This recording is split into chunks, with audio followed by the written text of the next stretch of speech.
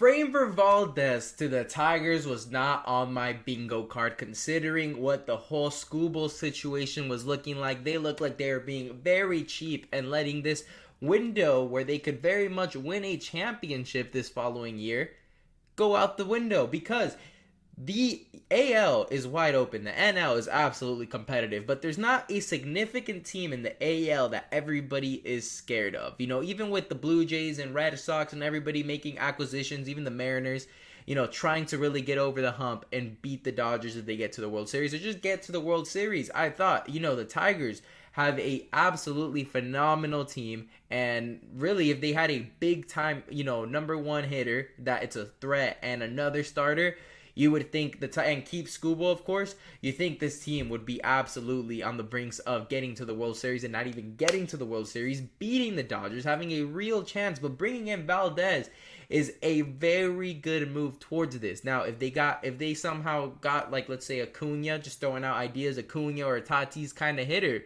then this team would absolutely be my favorite to beat the Dodgers in the World Series. But bringing in Framber Valdez and having Skubal not sit out and play next season absolutely gives the Tigers a top three odds to get to the World Series in my opinion, and if not be the favorites. It's really just them, Mariners, and Blue Jays are really the three teams that I'm saying, yeah, they're gonna be fighting for that World Series spot.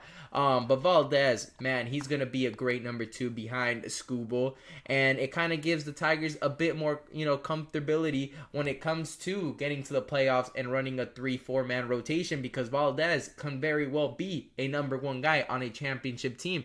Like, if we're really being real, he has already been a number one guy on a championship team, and for him to be your number two gives you a window this season since you still have Skubal. Now, Skubal must be looking at this deal and seeing how the heck did this guy get such a big contract from the Tigers when these guys didn't even want to give me $32 million just for this year in arbitration, man. But we'll get to that right now. But Skubal, Valdez, Verlander, Flaherty, Casey, and Olsen, man, this is going to be a scary rotation because you have four veterans here with championship experience, or three veterans with championship experience, and then you have Skubal, who's a Cy Young candidate, and then you got a couple of young guys.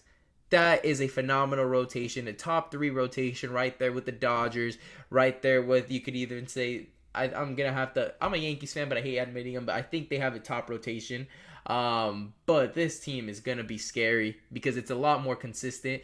1 through 9 is, right there. They don't have a big time hitter, but they definitely have 9 guys who can get on base, who aren't going to be doing anything flashy, aren't going to be on a record-breaking pace, but they do have 9 consistent hitters. And that's something, that's something to be proud of, but your rotation is definitely what's going to be winning you a World Series if you happen to win one.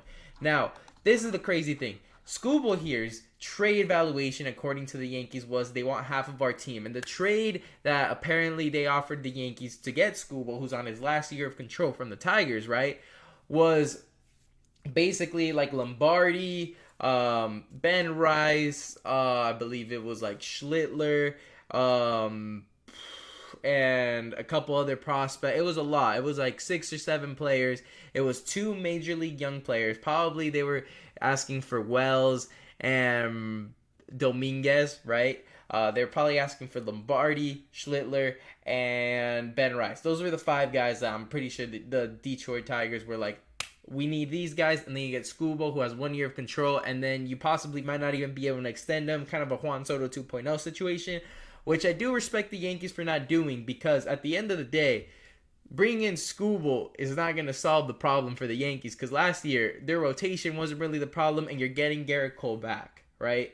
The whole problem, in my opinion, was infielding defense, and Skubal wasn't going to save that, unless this guy turns into a goalkeeper, on the mound whenever the ball's in play. But like I said, you've got Volpe and Jazz Chisholm, who are going to be awful in the middle infield.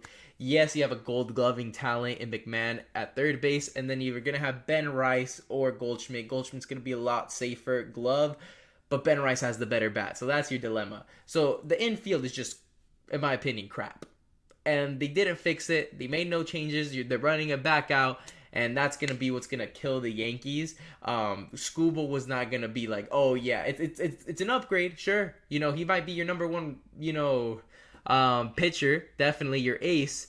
And then you have Cole and Fried to be your other two guys behind him, and then you're paying Rodon a lot of money, and then you have Schlittler, so it would have been a stacked rotation, but for no reason. So I'm glad they didn't pull the trigger. But the Tigers here wanting all that, but not giving them the 32 million, really filing for 19 million was just a spit in the face. And if I'm Skubal, the last team I'm picking up the phone from is the Tigers if they even increase the offer, which apparently was under 100 million. Offering this guy who's a Cy Young talent less than 100 million should get you incarcerated for life, man. He is a top 2 pitcher, and it's really a coin flip between him and Skeens, right? And if you try to throw in Yamamoto, man, don't even enter the conversation. But Skubal, man, is the best left-handed pitcher in the league, and it's gonna break records what he's gonna get next year. And to not even want to give him the 32 million is awful. Absolutely awful. And if he goes to the Dodgers, which already makes me want to crash out, it will literally hurt me inside. But the Tigers really spit in his face. I feel like the Tigers are kind of prepared to have life after Skubal bringing in Framber Valdez. They feel like it's kind of a cheaper option, which it is. It does break a few records.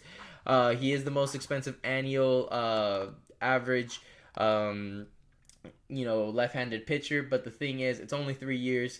They're kind of prepared to have, the next 2 years after Skubal leaves, Framber Valdez as ace. Hopefully the other 2 young pups kind of develop, and then you're still going to have Flaherty most likely, and then Verlander, if he's still pitching after this year, it's going to be kind of diabolical, but they could always add in the offseason, of course. So Framber Valdez will be the ace after the 2026 season, which is crazy to me.